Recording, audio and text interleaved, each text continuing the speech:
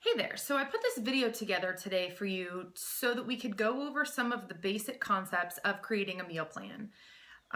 The struggle that a lot of people have is that either the diet is too rigid, so they don't really have the opportunity to follow through with it, or they feel like it doesn't really comply with their lifestyle, they get bored, or on the flip side, it's so flexible that they really don't see the results that they're looking for after a certain period of time. So we know it's common knowledge that meeting your caloric goal is very important. It's also common knowledge that protein is a very important macronutrient. Outside of that, there's a lot of individuality that I'm not going to go into detail in this video. I mainly just want to explain a little bit of the misunderstandings or areas of mistakes that people make. And I'm actually going to go through and show you how I create a whole meal plan within a whole day.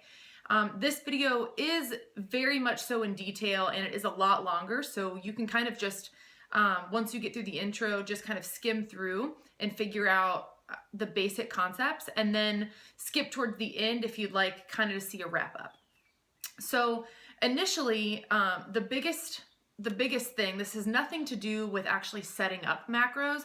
Basically what I'm going to show you is I'm going to give you an example of, it's just a client that I have, and I set up her macronutrients, and then I made this screen share actually to tell her how to build her diet. And I realized that I was repeating myself frequently, and I was kind of passing this like terrible video around to everybody, just other clients. As they ask questions, I would kind of chop it up and send them pieces of the video. And so I decided just to go ahead and take the time to make a big one so that you could see the intricacies of what I do to build a basic diet. A couple of things that you're going to notice. One, it's very basic, which is my very first recommendation for anyone learning how to take a set macronutrient goal and then split it into meals. When I provide macronutrient goals to any of my athletes, whether it's just a one-time macronutrient plan or whether it's a regular coaching athlete, I always provide them with a document that helps them split up their meals, their macros into meals. I usually make this initial recommendation based on what their goals are, based on what their schedule is, based on their preferences. And then we make changes to it, based on how their body responds. Now, if you don't have that, I would recommend just taking a calculator and at the very least, just dividing out your macronutrients evenly between 4 to 5 meals, if that's how many meals that you would eat, if you would eat, 3 to 4 hours in between each meal, depending on when you start your first one, obviously.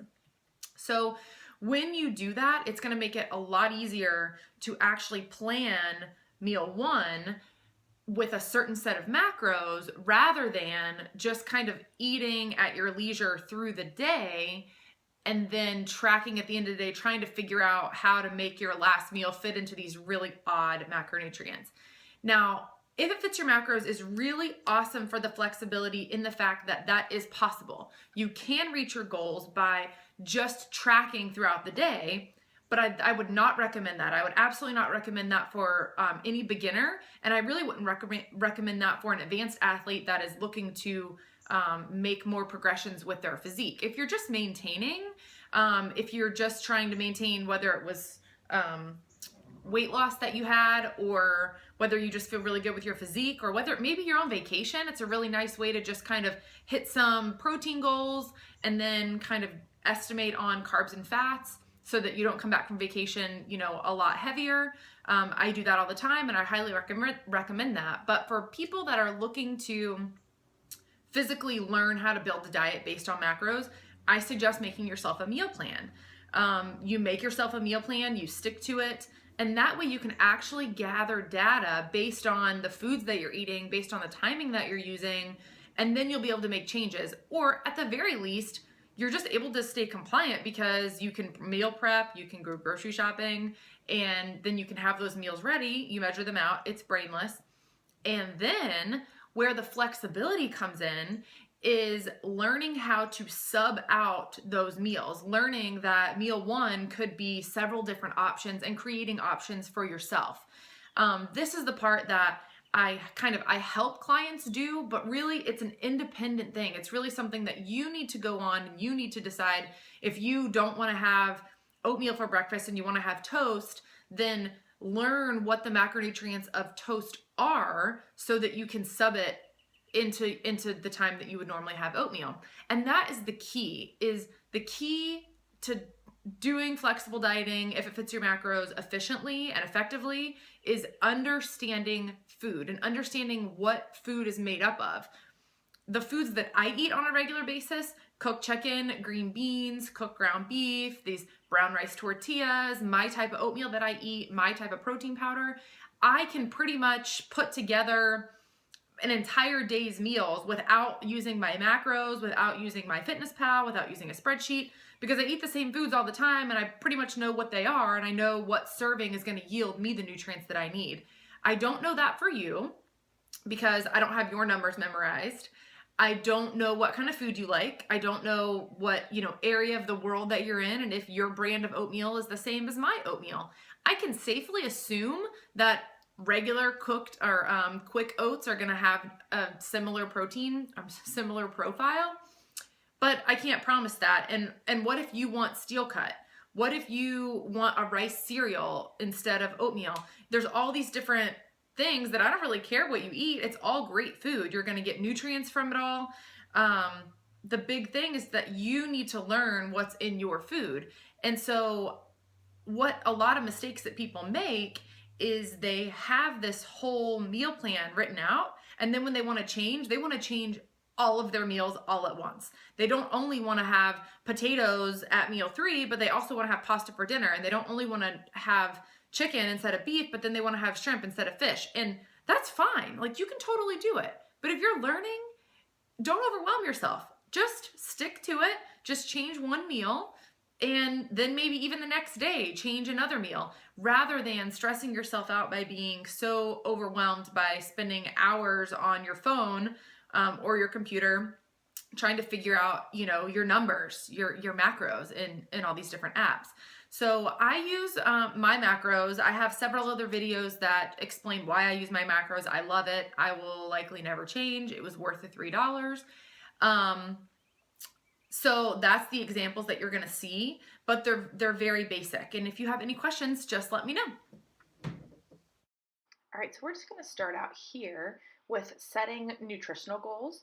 So whenever you go into your settings, you'll click Set Nutritional Goals. And then that's going to take you to this profile where you're going to add new macro goals. This is going to be for client B. We're going to set these macros to assigned macros that she has as a goal. First meal, the goal is going to be 30 grams of protein, 30 to 31 grams of protein, 14 to 15 carbs, and between 16 to 18 grams of fat. Something around there are the rough estimates. So let's just say that initially in the morning, this person can make some eggs. So this is all customized food library that I have created with foods that either I've eaten or I've planned for other athletes. So I'm just going to use some generic entries to help plan the meals. That's another thing. So inside my macros, you can actually choose what you want your meals to be. You can call them breakfast, you can call them post-workout. So I just have them numbered. So this is meal 1. And this particular meal can be pretty high in fat. And since we know that per egg, it has 5 grams of fat and 6 grams of protein, this is really going to be the key to meal planning. It's going to be remembering that what each item has. So from now on, you can kind of just know in your head that a whole egg provides you with 5 grams of fat and 6 grams of protein. And a lot of times, I don't always remember the protein, but I might remember the fat or vice versa. So for this particular athlete, we can do 3 eggs for meal 1. That can be scrambled, hard boiled, it doesn't matter. And then let's do, since she has pretty low carbs, this is a great opportunity to eat some higher fiber like root vegetables. So we could either do butternut squash is a great option. I think I have that listed under squash. And I have it both raw and cooked. We're just going to choose it cooked because that's easier. And I'm going to see what 100 grams is. So 100 grams is 10 carbs. So let's do 150 grams, or you could do a little less than that, 113. Just kind of depending on what you want your serving to be. And let's see, so you're only about 10 grams away from the protein goal. Now, there's a couple options. You could easily just stick to this and make up your protein later in the day. Or if you're already doing some scrambled eggs, you can toss in some chicken or maybe egg whites. One of my favorite things right now is Frank's buffalo sauce with chicken and 3 scrambled eggs. So I'm going to plan that and do chicken cooked at about, that's 17, so that's a little bit too much, about 35 grams. And you're right at about 30 grams of protein, 13 carbs, and 15 grams of fat. So now what's left over, you can see at the top in the app, it kind of tells you, but you can also click at the bottom on the left, protein, and it will change and tell you what you have left on each one of those macronutrients. So as long as you're sticking to the goals that you either have written for yourself or that have been given to you,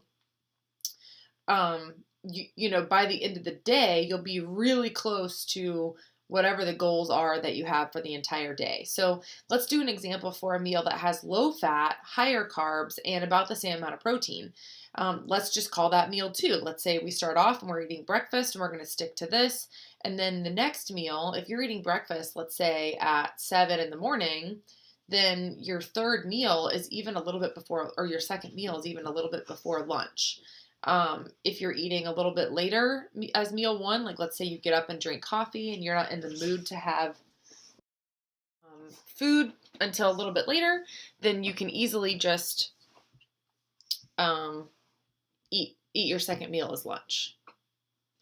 So we're going to go in and just go ahead and let's just do an easy either chicken and potato or chicken and rice meal, or we could do, let's just do chicken and rice because that's easy. Let's see, we're going to go back to chicken. We're going to choose meal 2, and we want 30 grams. So you can just kind of play around with the numbers until you figure out what is good for you. Now, I know that a little bit of rice is also going to contain a little bit of protein. So I know that by choosing about 80 grams, even though that's not exactly 30 grams of protein, the protein that I'm probably going to get from my rice will give me my goal for the meal. So I'm going to go ahead and enter that. Okay, and then I'm going to go down to rice. And you can do like frozen jasmine rice, or I just do jasmine rice in the rice cooker. So if our goal is 40 carbs, then we want to just kind of play around with the serving size here in grams to see what 40 carbs would be. So we know it's not 100, we know it's not 150, so we'll guess kind of in between there. And if we're going to have vegetables with this meal, then I need to leave a little bit of space for those as well. So I'm just going to call that 130. And we've got chicken and rice with very low fat and your protein goal. My favorite meal right now is chicken, rice, cooked spinach, some salsa, and Trader Joe's Green Dragon. So I'm just going to give that example for us here. Right there, and it's a little low in fat. A couple things you can do here. You could add a little bit of avocado if you had some, just for a little bit of fat. I would probably go a little bit, something like that is totally fine. It's not very much avocado, but it will do. Or you can just bypass that and put fats in your next meal. It's really up to you. For my more advanced athletes, I might get a little bit more specific about where they utilize their fats and carbs. But overall, whenever I provide nutrient guidelines for someone, it's mainly just to help with planning, just so that you've got some goals to set at some point rather than just shooting in the dark or tracking based on what you eat in the morning. Um, Another meal identical to this could easily be potatoes. So let's say you did your 3 eggs, butternut squash, and a little bit of chicken. You did buffalo chicken eggs for breakfast. Let's say we need that meal again, those similar numbers with the lower carbs, higher fat, more protein. You could easily do ground beef this time. Now I'm going to use extra lean cooked ground beef, but because there are more fats in this meal, you could easily do 85 ground beef, or you could do a steak that's higher fat, like a ribeye. It's really totally up to you. I'm just going to use this because it's what I usually do. I like to do kind of like a taco bowl. So we'll do, and again, you saw I just typed it right in. That's because that's what I eat every day is 130 grams, almost every day, 130 grams of ground beef. So I already know that that gets me pretty close to my protein goal. But knowing that this is a pretty high fat meal, I'm going to lower this just a little bit because I'll show you how to get a little more elaborate with your meal planning. So let's say that you want beef and rice. We'll kind of have a taco bowl here. Actually, before we add any rice, let's add the fats because that's higher in this meal. And that's kind of how I dictate. I always start with protein, and then whatever my goal is higher between carbs and fats, that's where I go next. So in this particular case, the fats are higher. And one of my favorite easy things to do is add this holy guacamole. I thought I had it under guac. Yes, there he is. A little mini cup. They're super easy and fast to grab. So I like to have those. And I'm going to take the avocado out of that meal.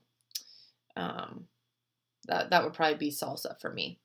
So we're pretty close to the fat goal here of being 17, 18 for the whole time. And that's what's going to dictate where I have more calories coming from. So I've got quite a few carbs to spare. 15 is the goal for this particular meal, and a little bit of fat left. So what I'm going to do is I'm going to add, I'll probably drizzle a little bit of rice in here, but you could easily do like rice cakes on the side, or you could have less guacamole and do rice cakes with peanut butter on the side if you wanted to. That just gets a little bit more difficult in the meal planning aspect of it because there's so many different ingredients. So let's go low on the rice. This is literally just like almost a tablespoon, I think. Not very much at all. Or you could do black beans if you wanted, like a little bit of black beans. You could do more vegetables if you wanted more vegetables in there. But if you want more, let's see. Oh, fats, we can put fish oil in this one, in this meal. That's an easy 3 to 4 capsules is 3 to 4 grams. And you're basically right at your goal already. You could increase the protein a little bit, or you could leave it the same. But I did want to give an example of another low fat, high carb meal using potatoes, because I either like steak and potatoes, like a lean steak, or chicken and sweet potatoes is another one of my favorites.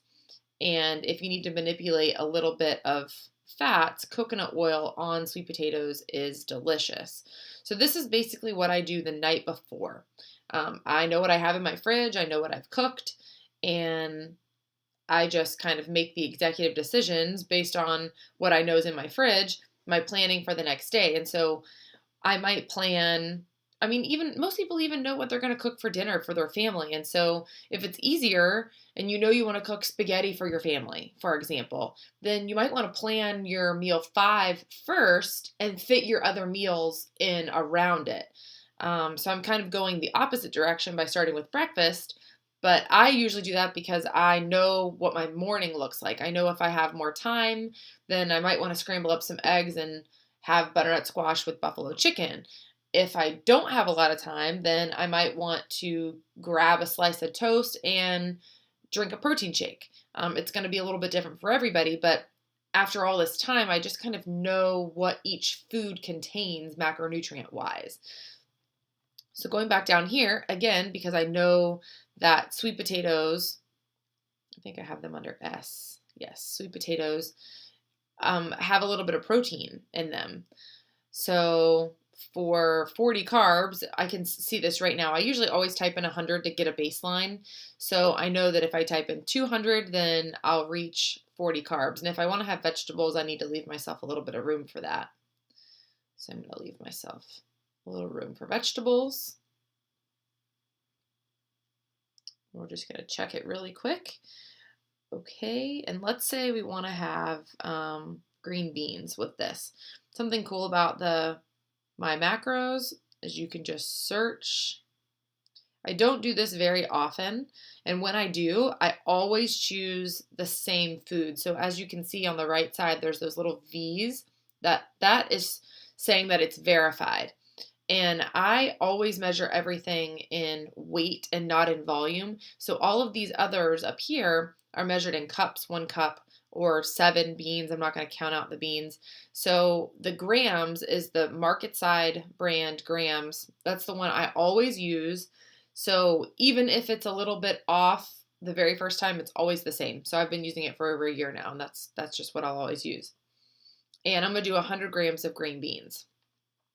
And that's going to give me a little bit of more carbs for that meal, which gets me right at 40. Now you'll see that the protein is on, the carbs are on.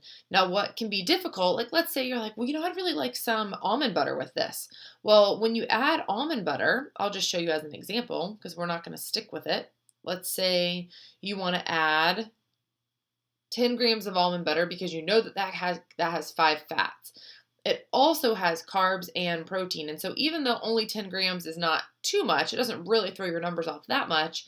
If you were to use it in its given dose or its given serving, which is like 32 grams, it really does change the carbs and the protein if you've already got them set for the meal. So what I prefer to do, and I'm going to delete that by holding it down and pushing delete, I'm going to add coconut oil because it's my favorite with sweet potatoes. And since I only need, actually, how much do I need? I didn't check. I'm going to add 5, but I don't even think I need that much. Okay, so I added 5. I'm going to leave it there. And then I'm going to click down at the bottom. I'm going to click how much I have left. Because at this point, with 4 meals, I have 1 meal left. So that meal would need to consist of about 30 grams of protein, about 35 carbs, and then about 13 grams of fat. So what happened, remember up here in this meal, how I did not have a lot of fat at all? Check out the calories. Meal 1 is about 320, meal 2 is 300, meal 3 is 330, and meal 4 is 350. Now, if I just eat those remaining nutrients in my last meal, that means my last meal is 385. Really not a big deal in the long run, right? If you just do this a couple times, totally not a big deal. But what you might notice is that after meal 1, meal 2, you might be really hungry and you don't know why. So by the time lunch comes, you're starving. You can prevent that by adding a little bit of fat into this meal. Now, for more savory dishes, like I mentioned, I had salsa and green dragon on meal 2 for this chicken and rice and spinach meal. Something that you can add in to just have just fats and no additional proteins or carbohydrates is either red palm oil, which is kind of a buttery flavored oil, or just grass-fed butter, either one. So now it's at 7. And I think the goal for that meal, as far as estimated, was like 5 to 6. So that's perfect. And what that did was that lowered the total calories for your last meal. And for your last meal, I mean, let's say you want to do, this is one of my favorites, like breakfast for dinner. You can do French toast. I'm going to use, I think I have it under bread. I'm going to use the Ezekiel cinnamon raisin because it's one of my favorites. It's also pretty high in fiber, so that's good. And I'm going to use 2 slices. Now this is where flexible dieting gets really fun because you see how I'm just a little over on carbs? Not a big deal at all. I only have about 8 grams of fat left and 25 grams of protein now. So what I'm going to do, I'm going to go back to the eggs.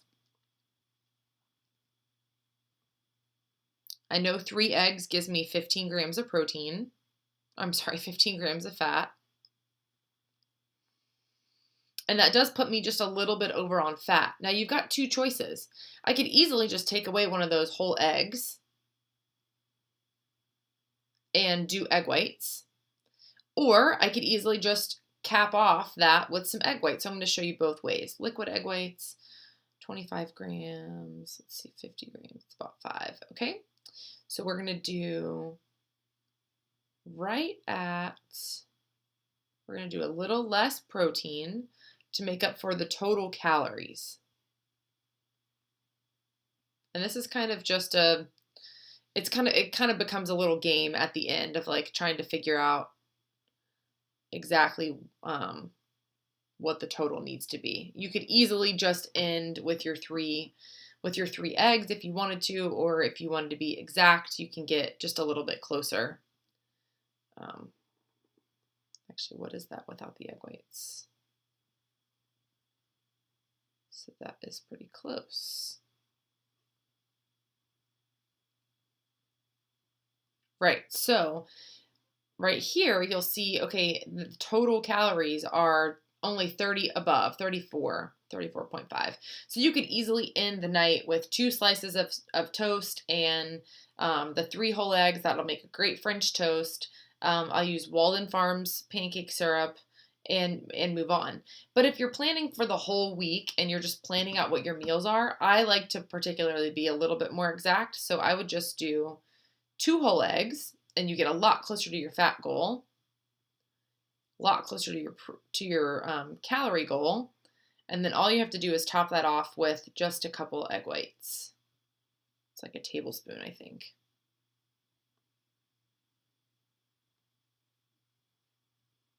Or a little more. And it's really just playing around with it and making it match. That's all. So you can get it as close as you'd like. And you see what I'm doing. I mean, it's just playing around with it. So that's pretty close. You could keep going if you want to go up just a little bit more to make sure that you've got those last 10 calories, but it's really not that big of a deal. So that would be how I would plan out for a whole day using my macros on an app, iPhone app. All right, so now that you've seen me make a whole day's worth of meals, what I would advise you to do is you can even take these meals as your templates and just change the portions based on the nutrients that you need. What I would advise you doing is that instead of changing all of those meals, like I mentioned before, just change one meal. Just make lunch something that you could take different, give yourself some options, and literally just type it in a Word document what your portions are and just print it and put it on the refrigerator if that's helpful. And that way you have it. You don't have to think about it at all. Don't make it difficult. That's the biggest thing, is that people allow the flexibility to stress them out, allow the flexibility to make food prepping and meal planning a lot more difficult than what it is. Another thing that I wanted to point out that an athlete had mentioned to me was that while it's flexible, it doesn't mean that you can eat everything. So if you have a fat goal for the day and adding oil to your meal at nighttime would take you over your fat goal, or maybe your meal at nighttime is directly after the gym and it's just not as advantageous to have a ton of fat in that meal along with your carbohydrates, then maybe it's not the best to have what you wanted in that meal. It doesn't mean you can never have it, but I wouldn't have it every day. I wouldn't put it on a meal plan. There's plenty of times that if we're having dinner with friends or if we're going to an event and let's say we're going to a cookout and I want to have a hamburger and I want to have some, chips and things like that, or we're going to be there for a while, I might plan my meal based on bringing some vegetables, having some hummus, having some baked lays with my burger, maybe having a high-fat burger instead of a lower-fat burger. So I might plan that one event, that one Saturday, that one Memorial Day, or whatever it is. I might plan that food a little bit differently than I would plan every other food or every other day's worth of food. But that's the point. That's what I like about flexible dieting, because in the long run, that's not going to affect my my progress. But if you do that every day, I can't promise that it's not going to impact your progress in some way. And maybe it's going to be in a way that you can't really track because you don't really know. I know that my body requires consistency. My body, in order to get to the level that I need to be at, it's going to require a little bit more than just tracking throughout the day. So that's just what I encourage you to do. If you have any questions, please let us know.